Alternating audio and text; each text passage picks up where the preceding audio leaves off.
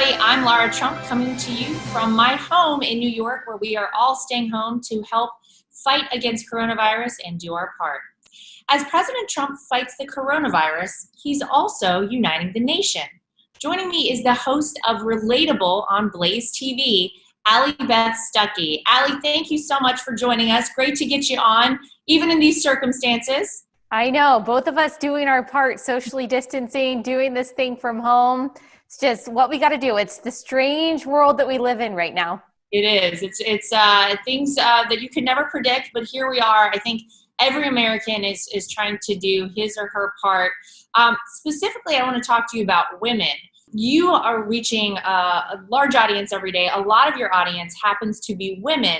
What are you hearing right now from the ladies out there, from the women of this country? What are their major concerns with this crisis? Yeah, so the people who listen to my podcast are mostly young moms or young professionals and college women as well. But a good chunk are those young moms like you and I who are just trying to figure out how to balance every single part of our lives in the best way that we can. We've got moms who overnight became homeschool moms. We've got moms who became work from home moms and full-time moms and homeschool teachers at the same time. And so I think that's really the number one concern of most people is, how am I going to take care of my family, take care of my kids as best as I can? Is my husband okay in his job? Am I going to be able to maintain my work even while I'm not in the office? How am I going to keep my family healthy and educated and entertained and safe and all of these, all these different things?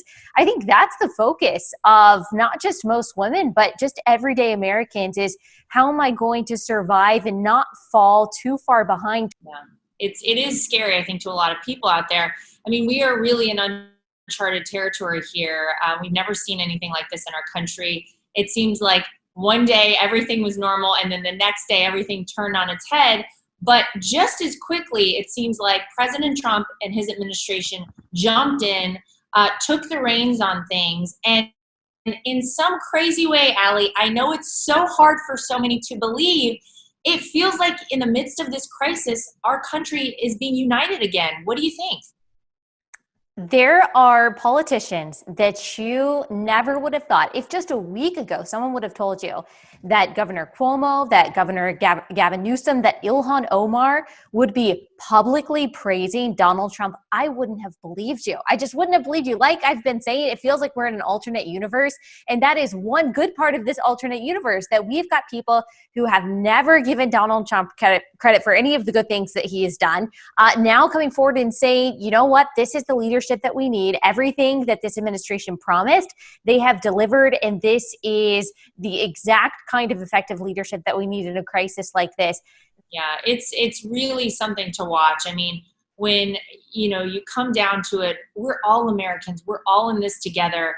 America is the greatest country in the world. We've won world wars. We've been through so much as a country, and we will beat this. And I hope that the unity that we feel right now will continue. I hope that we're finally able to put aside politics and say, let's work together to make this country better on so many other fronts. Obviously, we have to get through this first, but it's really incredible to watch. I agree with you. I would never believe you if No. you would have told me this. I want to talk about a book you're releasing, because in May, you have a book coming out. It's your first book titled Yes. You're Not Enough, and That's Okay, Escaping the Toxic Culture of Self-Love.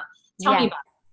So there is a trend that I've seen over the past few years since I have kind of been in the media business, but particularly over the past couple of years while I've been doing this podcast. And it's a trend among young women that I call trendy narcissism. This idea that life is all about me. It's all about what I feel, what I want. No one else matters. I'm not going to sacrifice. I'm not going to give up anything that I want to do. I'm going to make my entire universe centered on me.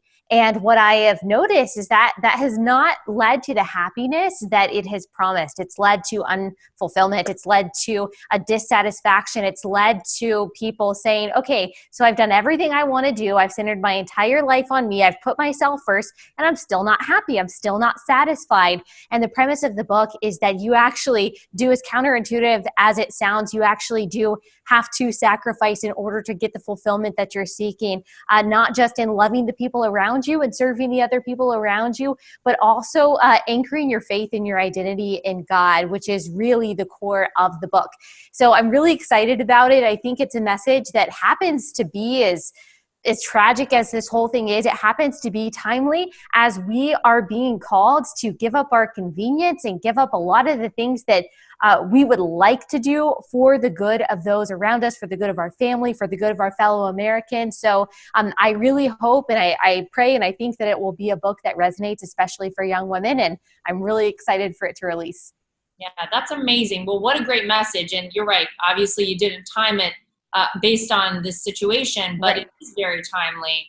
I want to ask you, because I'm asking sort of everyone I get to talk to right now, what are you doing? You have an 18-month-old, we're all kind of trying to do our own part. What have you done, and how has your life changed really in the past week or so since we've all kind of hunkered down for the coronavirus? Yes, she's actually an 8-month-old. So she's really close in age to your daughter. So they're just, yeah, they're right there. And so we are just trying to do everything we can to socially distance. I mean, we still go on walks every day, try to get fresh air. If we have to go to the grocery store, the post office, then that's what we have to do.